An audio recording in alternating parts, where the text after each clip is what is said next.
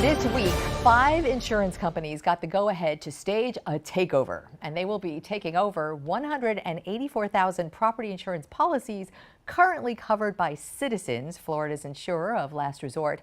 And there's a good chance some of us right now are among those. Citizens has grown to a financially dangerous size as the state tries to manage the insurance crisis. So to take us through this good news, bad news scenario, Lisa Miller is back with us, former deputy insurance commissioner and one of the state's industry experts. Lisa, welcome back. Thank you so much. Good to be here. So this is not the first time that Citizens has shed into the private market, right? But this is, I believe, the first time that customers can't say no as long as they're not paying 20% high. So they can go up to 20% more expensive premiums and not say no. Is that pretty much the headline? It is. Let's just give you an example. If you have $1,000 premium and you get an offer from one of these companies for $1,200, you, by law, must go with that company. But I don't want this to seem like, oh my gosh, I'm going to go to these awful companies and they're not going to take care of me. The Office of Insurance Regulation thoroughly vets these companies, and their coverages are going to be better. Some would argue, though I think Citizens does a fabulous job, that they may get maybe better claims handling. I mean, I think they're going to get value for their money. I don't want people to think I have to go and I'm going into the den of doom and gloom. I just don't want it. I don't want your viewers to think that. Okay, and no disrespect to any of the companies that have been chosen, but you've got to admit that people have a bit of, people are skeptics because of what they're going through right now. And as long as you're talking about companies, let me sort of get your opinion on this. So most recently, Farmers, which is a company that a lot of people know of, mainly because of that jingle when they advertise, but people know Farmers, it's a big company, and they left the state very recently, and that was huge news. So on the CFO website, the state CFO website right now, there's a list of 320 plus closed companies like Farmers, 14 of them insurance companies right now in the process of liquidation. So these 5 that are now okayed to take these, you can't help but be skeptical and want to ask questions. Well, how do we know that these companies are going to, in your words, take care of us and be around to take care of us? Remember, we talked last time, we cannot predict this weather.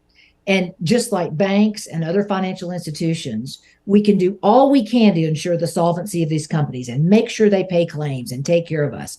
But when the weather blows, or these unexpected nuclear verdicts of litigation that we've talked about, these unexpected, we try to expect them, there's no guarantees. But there's no guarantees in other financial transactions that we do. So we have to just step forward, keep this market going. And this is terrific news that these companies are taking these policies out, in my opinion, giving great service to these customers. You've got strong regulators making sure these doors are going to stay open. But I'm not going to sit here and tell you that we're not one storm away or 2 storms away from seeing the whole thing go down. But we're only as good as the weather and strong financial regulation. We have the latter. We cannot predict the future.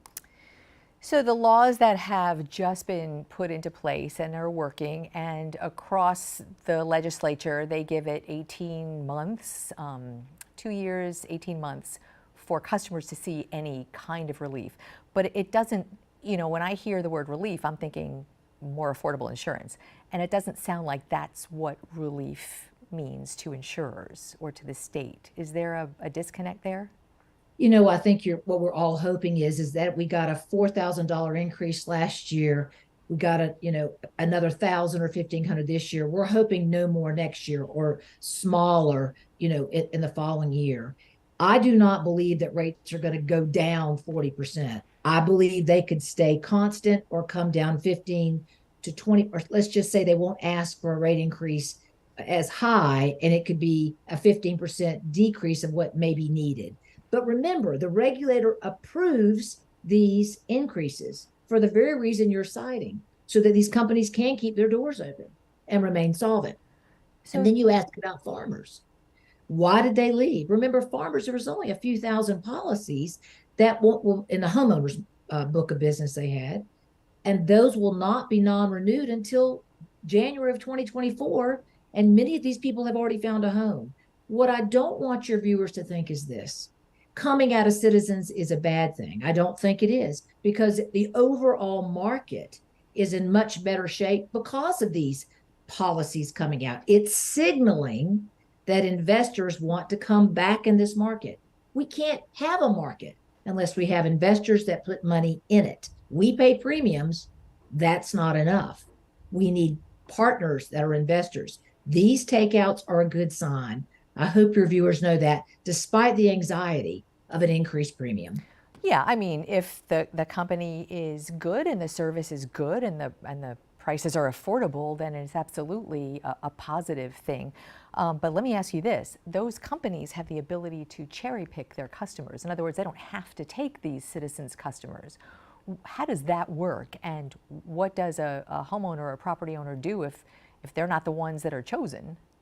A homeowner can make their home and improve their home. A lot of reasons insurance companies don't want a home is if it's got an old roof. My roof was 12 years old, I replaced it. If it's got those beautiful jalousie windows, and in your part of the world, Glenna, they need to be impact windows.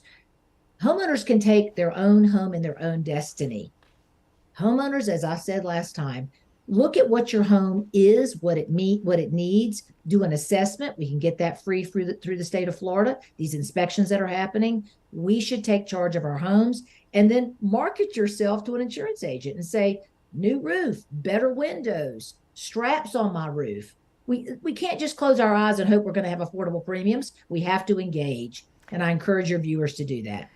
My viewers are listening to you and thinking, how am I going to afford this? Is what I think. And remind them of the program that the state of Florida has right now, that there's actually federal programs that their counties are running. There are ways to find ways to strengthen your home. We won't go through all that now, but maybe another program. We have others from FEMA and other agencies that can talk about certain low to moderate income folks and how they can get ways to strengthen their home. It's not easy. Homeownership isn't. But I think if we can make our home stronger, it's more attractive to an insurance company that you can come out of Citizens. Fair point. I have one last question for you. There are currently customers. United is a company that is now out of the state. And prior to leaving, there were a lot of complaints for this particular, I don't mean to pick on this company, it's just a good example. There was a lot of complaints that the claims weren't being serviced. There was a lag time. There were refusals when obviously the damage was there.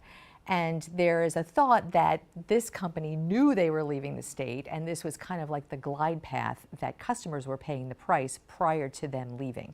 Right now, with people waiting and working out claims as we speak, and there's so many on the southwest coast of Florida, what's your advice for them and the companies that they're with right now? What do they do?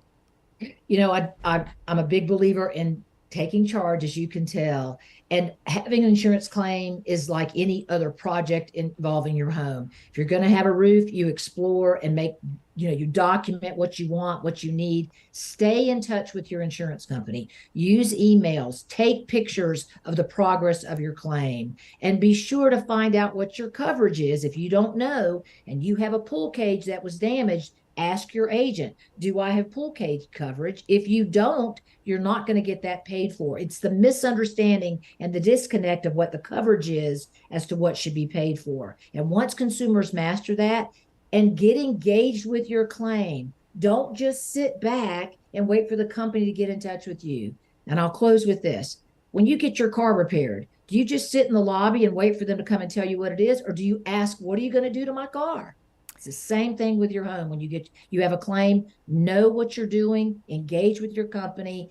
Don't hire a third party until you absolutely have to, and use the free services of the state, and listen to what Glenn is telling you every Sunday. And I'm sitting here thinking, oh my God, I sit in the lobby and I let them tell me what I'm doing with my car.